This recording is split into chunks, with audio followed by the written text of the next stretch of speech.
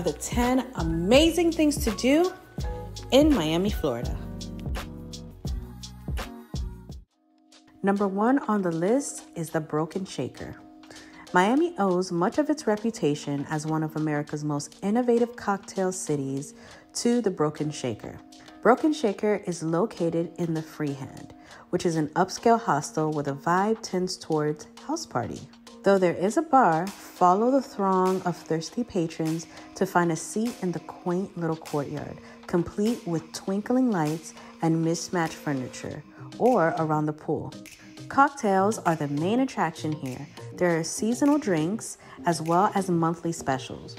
But there's also a daily changing menu that's made with whatever looks good in the bar's on-site garden. So don't be surprised to find fresh fruits or sprigs of basil in your drink.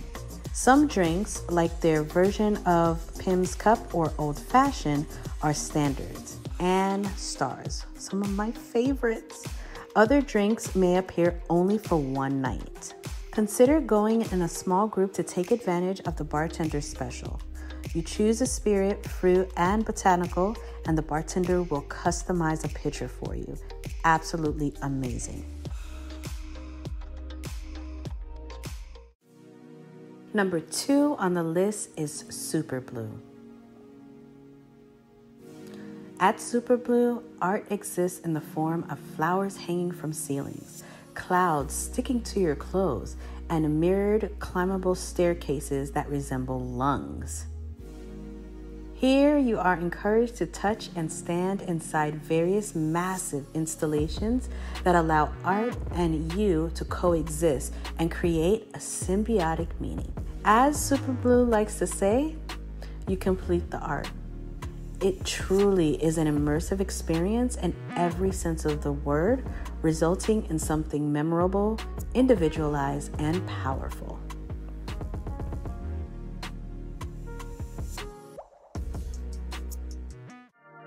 Number 3 on the list, must see, is the neighborhood of Wynwood, specifically Wynwood Walls. The Wynwood Walls is an open-air street art installation, one of the largest in the world, and is one of the reasons a formerly run-down neighborhood found new life as the art hub of Miami. The Wynwood Walls acts as an outdoor art museum covering more than 80,000 square feet of abandoned warehouse walls. The walls garnered such a positive response from the community that a year later, the lot adjacent became known as the Wynwood Doors, where metal roll-down gates transform into even more canvas space. The wall and doors are saturated with bright, eclectic street art and whimsical graffiti. Since its start, more than 50 artists from 16 countries have brought the walls to life. Not to mention, there are awesome restaurants, such as some taco places and sit-down eateries.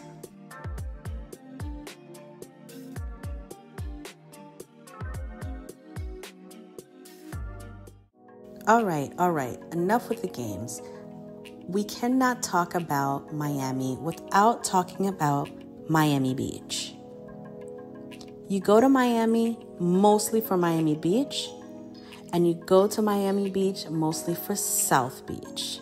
That's the region's unrivaled crown jewel, which I can say I can't get enough of. Here, the Art Deco history of the city meets the bright lights and vibrant nightlife of the youngerish generation.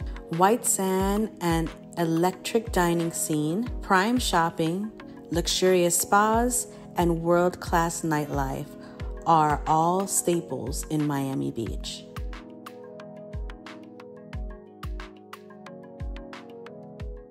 Number 5, Little Havana. Located to the immediate west of downtown Miami, Little Havana is a symbolic and cultural capital of Cuban Americans in Miami. The neighborhood brings in droves of visitors, and with its vibrant atmosphere and excellent food. Calle Ocho, which is 8th Street, is the center of activity here. Maximo Gomez Park, also known as Domino Park, is located at the corner of Calle Ocho and 15th Avenue and is a pleasant place to hang out and take in a game of dominoes or chess. I highly recommend El Pub for its authentic Cuban food and cheap prices. Number 6 is Zoo Miami. This beautiful zoo is home to more than 3,000 animals, representing more than 500 different species. It's famous for providing a natural environment for its residents without the use of cages. Rather, the zoo employs strategically placed moats to separate the animals from the visitors. The zoo is so clean. That was one of my favorite things about it. They really take care of their animals. The generous amount of space the animals have to roam and the friendly and knowledgeable employees are top tier. The zoo is large, meaning you'll be walking a fair amount, which will be alleviated by a good pair of sneakers. To avoid the crowds, get to the zoo right when it opens at 10 a.m. If you're visiting in the warmer months, you'll be happy to hear there are plenty of water fountains, misters, and shaded play areas. Number 7 on the list is the Everglades National Park. About 30 miles west of downtown Miami and a world away from the flashy South Beach, the Everglades National Park is the largest subtropical wetland in the U.S., known as the River of Grass. This is because of its slow-moving water.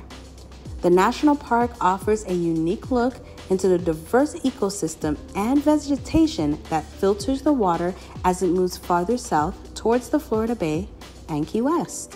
While most of the 1.5 million acre park is protected for wildlife preservation, the northern area closest to Miami is open for private airboat tours. Number 8 on the list is the Philip and Patricia Frost Museum of Science. The Philip and Patricia Frost Museum of Science stands out from its competitors thanks to its expansive selection of offerings. The planetarium offers space enthusiasts an educational trek through the cosmos via a massive high-definition screen. It also puts on a variety of light shows. Meanwhile, the museum's 3-level aquarium transports guests from Florida's Everglades to the depths of the Atlantic Oceans. You won't be able to get enough of the museum's exhibits. It offers something for visitors of all ages.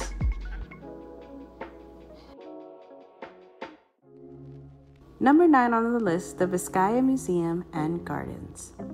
Located in the Coconut Grove district, the Vizcaya Museum and Gardens were originally built as a winter villa for the businessman James Deering in the early 1900s. Today, it serves as a museum with a wide variety of art from the 15th to the 19th century. The atmosphere and architecture are a key part of this experience. Much of the original house showcases a neat assortment of vintage furniture. You can walk around the property at your leisure or rent an audio guide for about $5. Guided 45-minute tours of the first floor of the main house and the gardens are also available.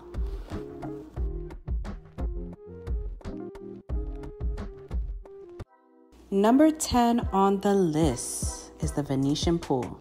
This public pool with an Italian village theme is a relaxing alternative for those looking for water and sun away from the fast-paced South Beach.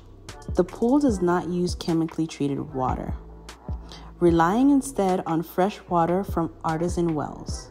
The Venetian pools makes for a great family trip. But keep in mind the children younger than 3 years old are not admitted. So yay, you made it to the end of the video. Usually I would have you comment down below the flag of the country that we're doing. But since we are in the United States, in the wonderful state of Florida, go ahead and represent a flag from where you're from and let me